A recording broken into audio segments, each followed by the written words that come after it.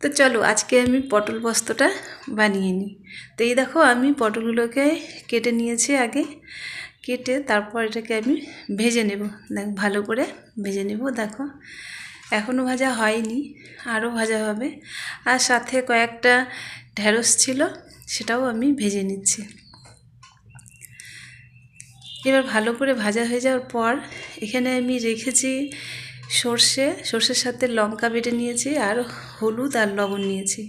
এবার এটার মধ্যে দিয়ে একটু হালকা ভেজে নেব, যাতে সর্ষের কাঁচা ভাবটা যাতে চলে যায়। অনেকে বলে তিতে হয়, কিন্তু এটা তিতে লাগে না। তারপর ওটা বাটিটা ধুয়ে জলটা আমি দিয়ে দিলাম। তো আমার মনে হচ্ছে আর একটু জল লাগবে, তো তোমরা চাইলে এটুকু জলও রাখতে পারো। তো আর একটু জল দিয়ে দিলাম, দিয়ে এবার ঢেকে নেব।